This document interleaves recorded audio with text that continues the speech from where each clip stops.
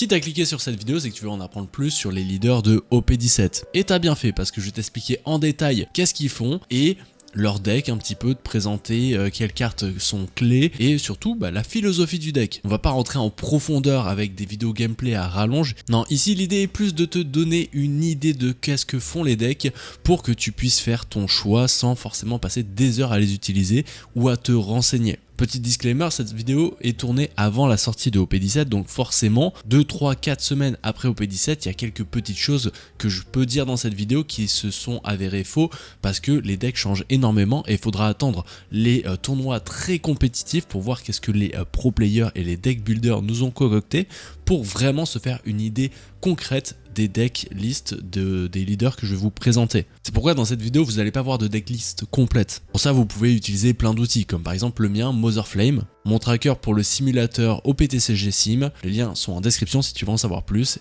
Et tout de suite on attaque avec le vif du sujet, Xebec. Tous les leaders de OP17 sont des leaders monocouleurs avec 5 vies et 5000 de puissance, il n'y a pas d'exception. Et Xebec, lui, qu'est-ce qu'il fait? C'est que quand il attaque, tu peux tracher une carte de ta main, tu dois reveal la carte du top de ton deck et si c'est un Rock d'Xebec, tu pioches 2 cartes.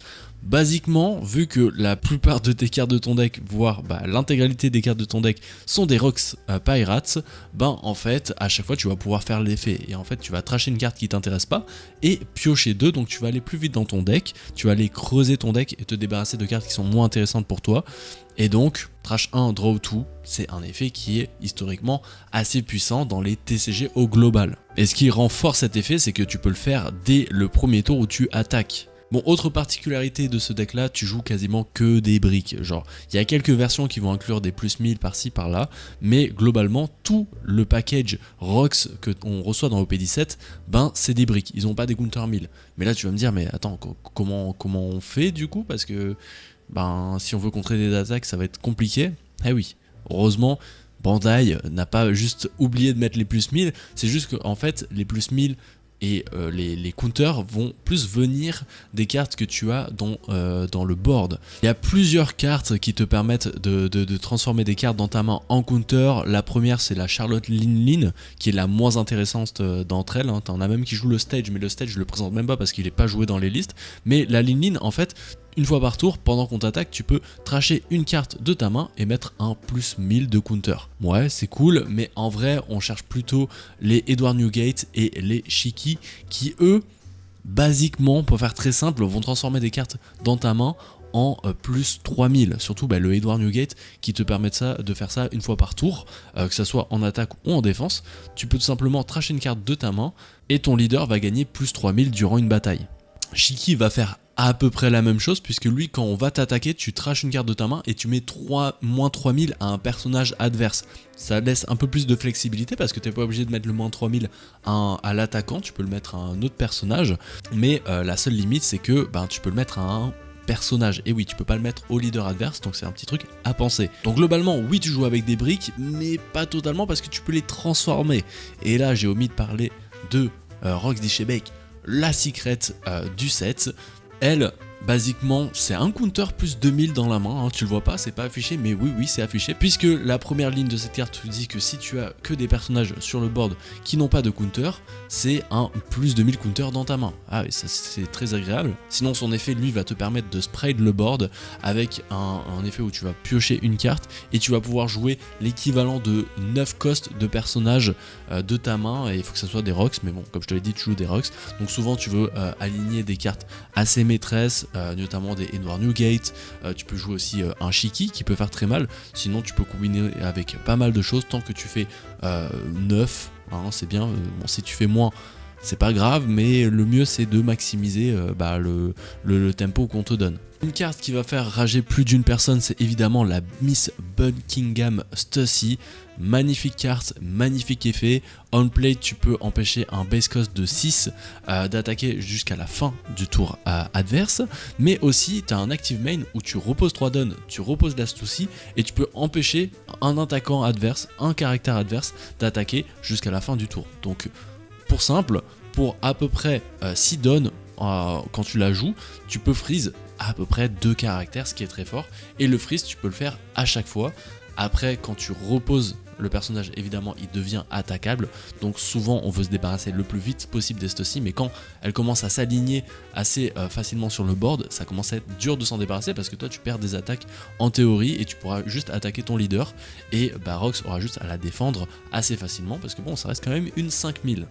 Au niveau de la philosophie du jeu, tu l'auras compris, tu vas aligner l'équipage des Rox sur le board. C'est assez facile de spread le board, notamment avec des cartes maîtresses à jouer on curve comme la Edward Newgate. Il y a la Shiki aussi qui te permet vraiment de prendre l'avantage sur le board parce que quand tu la poses, tu peux attaquer des personnages adverses, leur mettre moins 3000. Et quand c'est un set cost que tu mets on curve ou assez en early, un 9000 avec un moins 3000 sur un personnage, souvent tu vas réussir à t'en débarrasser. Et après, soit tu continues et tu poses le Xebec Secret, soit tu poses d'autres éléments. Franchement, le Xebec n'est pas forcément la carte clé du jeu, tu peux vraiment gagner 100 et c'est plutôt assez agréable à piloter en général. Tu as vraiment l'impression de piloter l'équipage ultra puissant des Rox, et franchement c'est un deck que j'apprécie jouer. C'est vraiment pas très simple et c'est pas un deck que je conseille pour les débutants, tout simplement parce que la mécanique de counter est assez différente et complètement changée de ce qu'on a l'habitude, donc c'est assez surprenant au début, mais une fois que tu commences à prendre la main et tu commences à savoir piloter le deck, honnêtement c'est un deck que j'apprécie énormément. Maintenant on va parler du leader violet. Regardez-moi cette magnifique carte designée par Vincent, un français qui nous a fait une carte magnifique en base. D'ailleurs toutes les cartes base je les trouve vraiment très très belles, hein. Les leaders basiques en ce moment ils sont forts. Et qu'est-ce qui nous fait ce fameux leader à 5000 de puissance et 5 vies? Quand il attaque ou quand tu es attaqué et une seule fois par tour, tu minus une donne de ton downfield et tu peux donner moins 2000 à un personnage adverse. Personnage. Encore une fois, c'est important, tu peux pas le donner au leader. En gros, c'est un touquet gratuit par tour parce que tu vas minuser une donne, mais évidemment tu connais les leaders violets, tout ça, ça se passe bien quand tu minus des donnes, tu peux en récupérer et c'est plutôt assez simple de contrer cet effet là. Bon, je vais t'expliquer la philosophie du deck tout de suite parce que ça va m'aider à t'expliquer le package qu'il y a autour de ce Kaido. Mais globalement, tu vas essayer de ramp comme un fils de chien et tu vas jouer tes grosses cartes à la fin, tes gros 10 cost, tes gros 9 cost. Et je peux dire qu'il y en a, à commencer par le fameux Queen.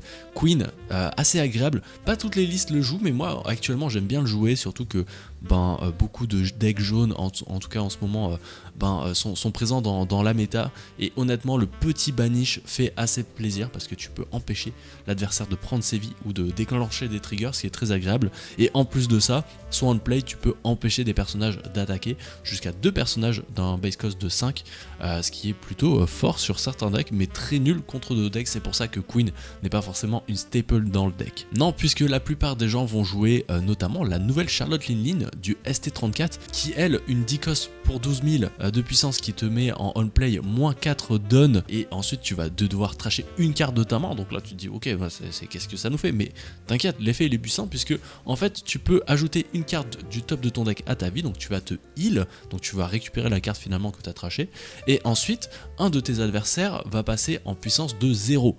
C'est très impactant, tu vas pouvoir te débarrasser dans 12 000 adverses assez facilement, et franchement ça fait mal quand tu l'apprends, hein. Tu te heal et tu te débarrasses d'un gros body et tu poses un gros body sur le terrain. Et c'est pas fini, c'est pas le seul gros body puisqu'on aura 2 Kaido, 2 boss monsters du deck. Mon préféré, le bloqueur 10 cost, 12 000 bloqueur. Voilà, ceux qui ont joué Ace, on sait que c'est quand même assez fort. Et lui, en fait, il va un peu contrer le malus du leader de Kaido, parce que quand on minus une donne et qu'il est sur le terrain, en fait, tu peux ajouter une donne de ton donne deck et la mettre active et setup une donne active. Donc tu minus d'une donne et tu récupères 2 donnes up. C'est très fort parce que comme tu es amené à jouer beaucoup de 10 cost ou de 9 cost, souvent tu as des donnes en moins, et en fait jouer avoir ce Kaido sur le terrain te permet de jouer pas seulement des 10 et des 9 cost et c'est tout, te permet vraiment d'avoir ces petites donnes, que ce soit pour la défense ou pour des petites attaques ou pour d'autres effets, donc c'est quand même assez pété je trouve. T'as aussi un autre Kaido, le Kaido un peu plus transformé, voilà la forme un peu finale de Kaido, qui lui en fait dit que chaque carte dans ta main c'est des counters à plus 1000 quand elles ont pas de counter. justement, donc ça c'est assez pratique. Et l'active main, une fois par tour, tu peux faire un petit donne-1, et si ton personnage est joué durant ce tour, hein, donc tu sais pas une fois par tour, finalement c'est un fake une fois par tour, mais s'il est joué pendant ce tour, tu peux tout simplement nullifier l'effet d'un personnage d'un coup de 6 ou moins, hein, d'un base cost de 6 ou moins, et ensuite le KO. Ça peut être très pratique pour des petits bloqueurs ou pour d'autres personnages. C'est pas forcément le Kaido que j'aime le plus jouer, je préfère jouer le bloqueur après, avant et celui-là après, mais honnêtement ça dépend un peu des sorties. Pourquoi je parle de tout ça? Parce qu'en fait c'est un des leaders que j'ai le plus testé, c'est un des leaders que j'ai le plus apprécié. Moi j'aime beaucoup cette philosophie de jeu d'aligner les 10-9 costs sur le board, c'est plutôt agréable. Et là on a parlé des gros botis, mais il y a deux cartes qui sont assez maîtresses. Évidemment là on parle de tous les personnages autour de Kaido, mais il y en a un qui est vraiment important, évidemment c'est le King. King, globalement tu vas tout faire pour le poser on curve, pour l'avoir sur le terrain assez rapidement. Ce qui est bien en plus, c'est qu'il ne peut pas être KO, tu as juste à retourner une donne de ton field sur ton down deck pour pas qu'il se fasse tuer, donc ça c'est plutôt agréable. L'active main, lui en fait ce qu'il va faire, c'est qu'il va nullifier l'effet du Don Manus. Donc quand ton leader est de type Kingdom Pirates, hein, donc bon ça rentre dans les Kaido, et c'est important, si tu as pas d'autres King sur le terrain, tu peux ajouter une Don card de ton deck et la mettre active, puis ensuite tu rajoutes une autre Don, mais cette fois-ci elle sera reposée, donc tu vas ramp finalement de 2, ce qui est ultra pété, vous le savez, et en plus tu rampes de 2, mais il y en a quand même une active, ce qui permet de faire pas mal de choses. C'est vraiment une carte maîtresse que tu dois poser on curve absolument, mais tu peux t'en sortir si tu l'as pas forcément on curve, hein. C'est pas forcément l'idéal quand tu l'as pas, mais quand tu l'as c'est quand même pété. T'as une autre carte aussi qui est les lead performers, 9 cost 11 000, puis elles sont on play, donne-1 si ton leader est Animal Kingdom, donc ça rentre pour Kaido évidemment. Tu ajoutes une carte du top de ton deck à ta vie, donc tu vas te heal, et l'active main, tu peux trasher ce personnage, t'en débarrasser et jouer un King, Queen ou Jack de ta main. Donc voilà, tu peux attaquer avec au tour d'après, et ensuite le remplacer par un Queen qui peut avoir un effet assez puissant sans utiliser des dons, hein, genre juste en trashant sur le personnage, donc ça peut amener à faire des combos assez intéressants. Bon, Lin je tiens à vous rassurer, si vous savez jouer, ça va pas être un enfer, si vous savez pas jouer, c'est un enfer. Lin, leader jaune. Bon, les jaunes n'ont pas trop la cote en ce moment. Je vais vous avouer quelque chose dans cette vidéo, mais il se peut que j'ai fait une petite dinguerie. Bon, c'est quoi son effet? C'est un effet en plus qui est très lore accurate, j'adore. Donc quand tu attaques, tu vas trasher une carte, et ensuite tu laisses à ton adversaire le choix. Soit lui, il trash une carte et rien se passe, soit il te dit, bon, je t'autorise à trasher une carte, et tu peux te heal. Donc tu vas... s'il choisit ça, tu trashes quand même 2 cartes et tu te heal, et ou alors lui il va trasher une carte, et en plus c'est même pas il trash une carte, c'est il y a une carte qui est trashée de sa carte, et c'est aléatoire, genre il y a une carte qui est, il choisit pas, et ça c'est vraiment assez fort, et ça peut créer des situations assez fun. C'est fun pour Lénine, on s'entend. Globalement, elle va jouer quand même pas mal de personnages entre des coups de 3 et 6 qui sont à 4000 de puissance. Mais là tu vas me dire, ouais mais 4000 de puissance c'est pas vraiment fort. Mais oui, mais t'inquiète pas, parce qu'en fait il y a Big Mama qui arrive à la rescousse au tour 10 et qui te dit que tous tes 4000 de base power sont maintenant des 8000. Et donc tu l'auras compris peut-être à travers cette vidéo, c'est que en fait les petits personnages que tu vas mettre tout au long du mid game et du early game vont devenir des énormes monstres, des 8000 de puissance seulement pendant ton tour. C'est ça un peu la faiblesse du deck, ça veut dire que tu vas attaquer avec ces 8000 de puissance, mais ensuite ça devient des 4000 qui vont être attaquables, et donc forcément l'adversaire pourra s'en débarrasser assez facilement.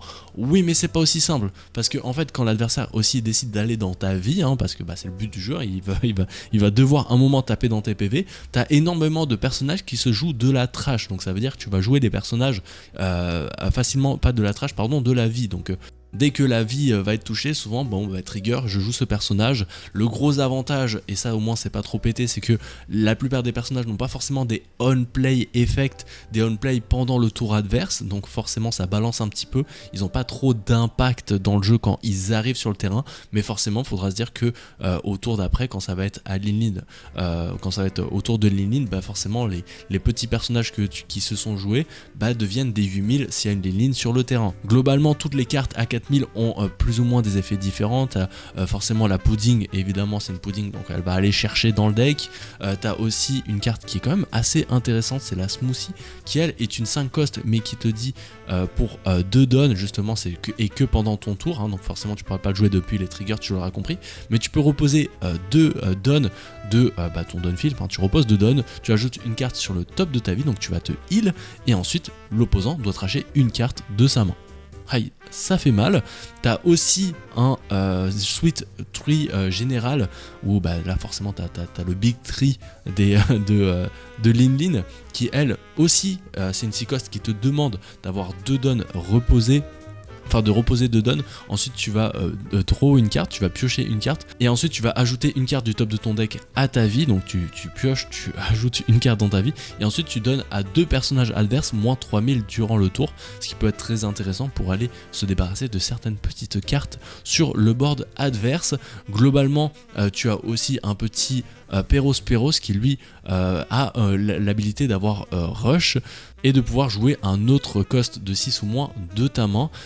Donc là en fin de game, quand tu as une Lin Lin sur le terrain, c'est un rush 8000 qui peut ensuite jouer un autre personnage de 6 cost ou moins, donc c'est assez cool. Et basiquement, même si beaucoup de gens avaient peur de ce deck parce que il a la capacité de se heal à chaque attaque, si tu commences à savoir jouer contre ce deck là, forcément tu arrives à quand même repérer les failles. Honnêtement, pour l'avoir piloté un petit peu, je trouve que tu es très mou en mid et en early game.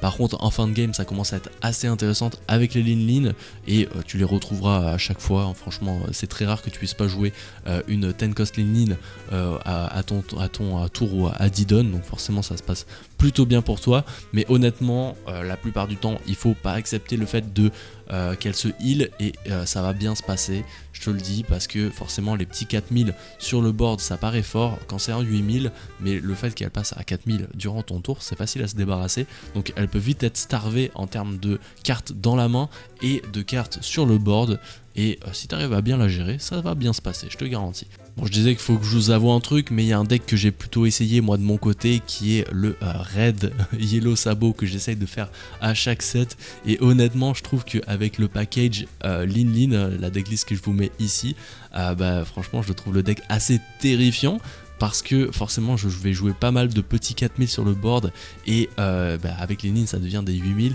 et c'est ce qui manquait un petit peu à mon sabot, c'est que les créatures que je mettais au fur et à mesure, c'était souvent des 6000, et pour faire l'effet de sabot qui est de mettre un 7000 sur, dans ta vie, souvent c'était dur à faire et en attachant une donne à sabot, mais là le fait que ça devienne des 8000, je trouve ça assez pété, et honnêtement je m'amuse plutôt bien avec ce deck très cancer et qui surprend pas mal d'une personne.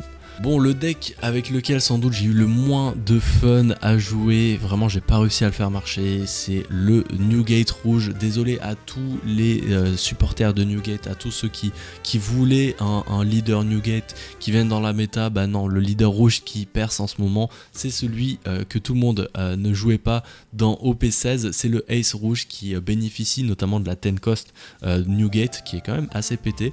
Mais honnêtement, le Newgate actuel forcément est pas très fort. Bon, son effet assez simple, on aime bien.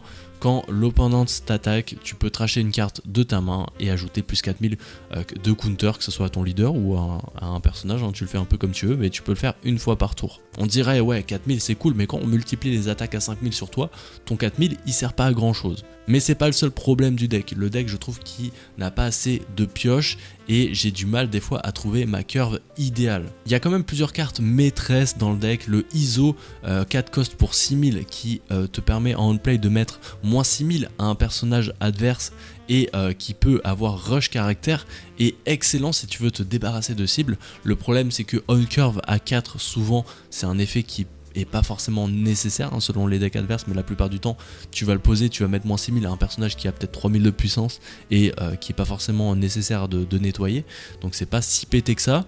Tu vas jouer Marco qui lui est un peu intéressant quand même, un 5 cost pour 6000 qui reste sur le board de façon perpétuelle. Si tu trash une carte ça peut être cool, mais bon il va aussi servir à de protéger les personnages sur le board, ce qui est très important parce que tu vas poser un caractère à la fois, et si on commence à te les remove ça va être compliqué pour toi. T'as le Jozu qui est l'une des cartes maîtresses du jeu, si ce n'est l'une des cartes les plus importantes en mid-game. 6 cost, 8000 de puissance, boum, on aime bien, c'est solide, et en fait il va te passer en base power de 8000 jusqu'à la fin du tour adverse en on-play, donc ton leader va être à 8000, ce qui peut être très intéressant pour tanker les premières attaques, surtout contre les agros, ça freine quand même pas mal les attaques. Et ensuite tu as une carte qui est quand même assez sympathique, la Oden 7 cost, 8000 de puissance, qui elle te permet de jouer un personnage avec Land of Wano ou un Whitebeard Pirates de 6000 de puissance ou moins, donc tu vas commencer à spread un petit peu le board en jouant ça, mais le problème c'est que tu te débarrasses de 2 cartes de ta main, hein, tu joues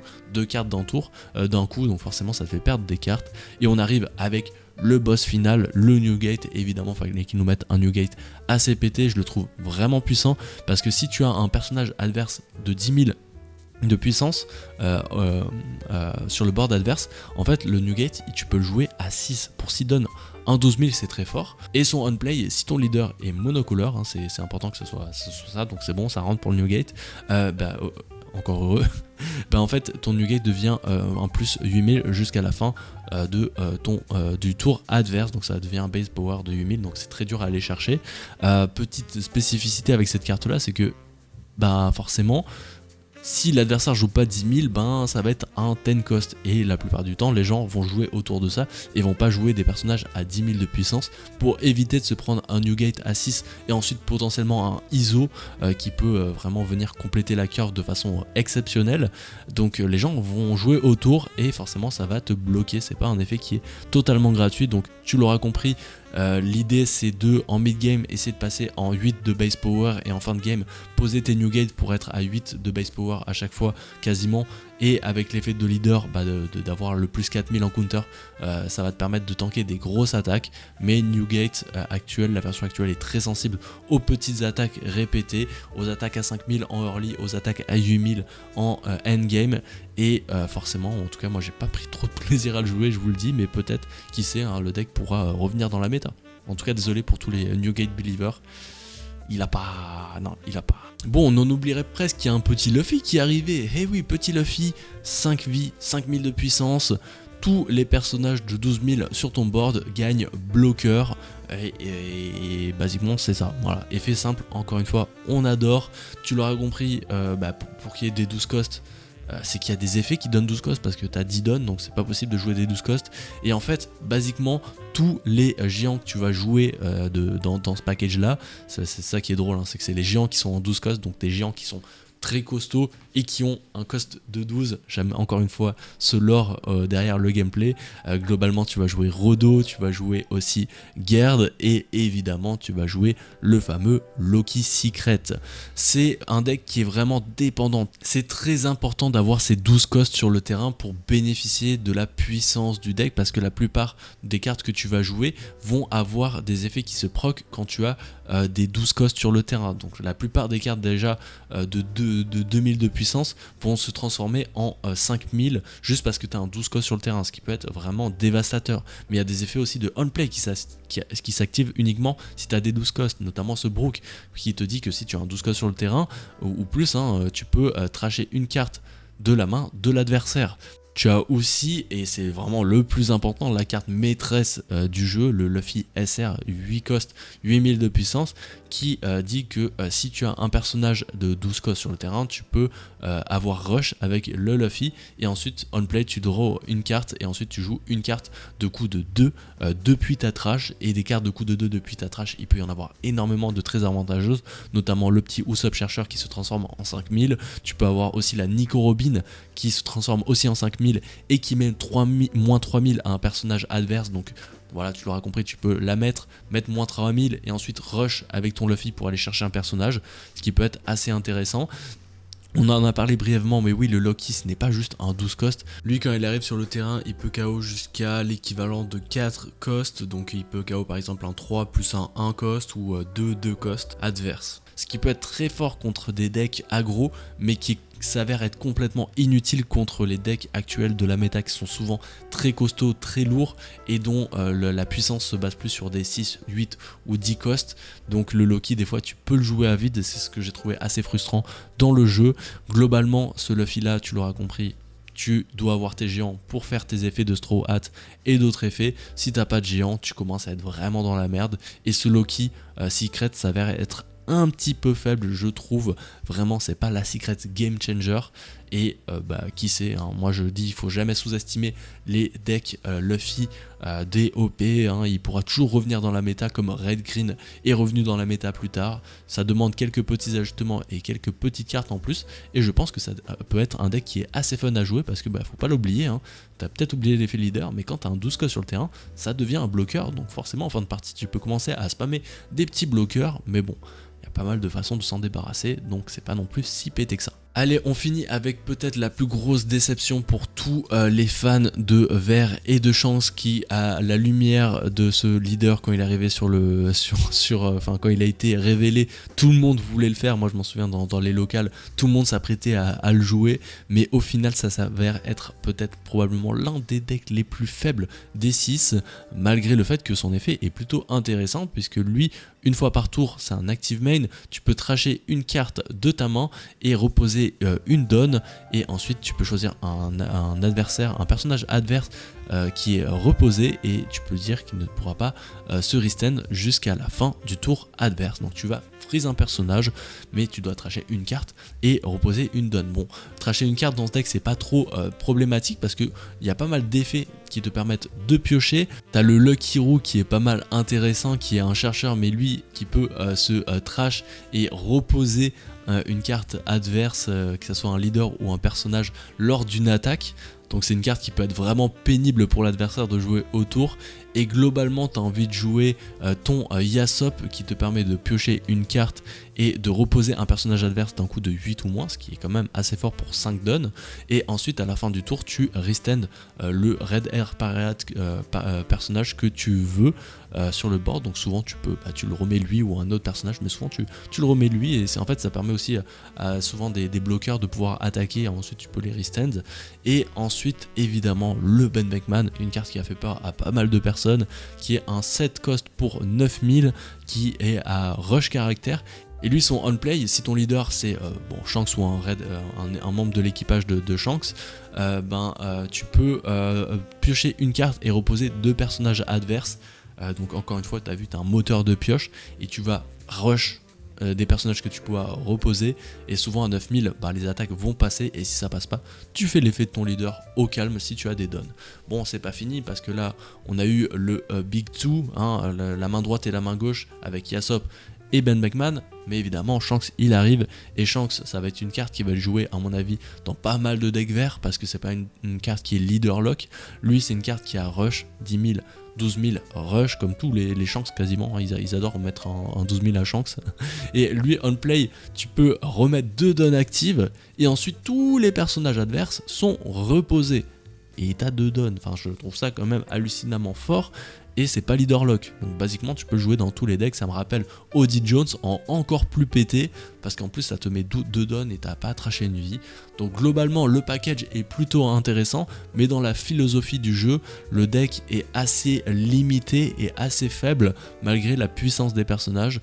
Moi j'ai trouvé que c'était assez intéressant à jouer, je l'ai pas joué assez pour vraiment me faire une idée dessus, mais la plupart des gens qui testent le deck et qui jouent de façon compétitive s'accordent à dire que le deck est assez faible, mais honnêtement je pense que des petits ajouts par-ci par-là vont faire en sorte que le deck va être fort. Et aussi le deck souffre de quelque chose qui est assez compliqué en ce moment pour les leaders avec Slash, parce que oui, Mihawk est le deck le plus puissant actuellement de la méta, l'un des decks les plus puissants de la méta, et forcément Mihawk face à un deck Slash il est à plus 1000, c'est un leader 6000 avec 5 vies, c'est fort, et c'est même pourquoi il est joué en ce moment, parce que Xebec aussi est un Slash et ça fait mal.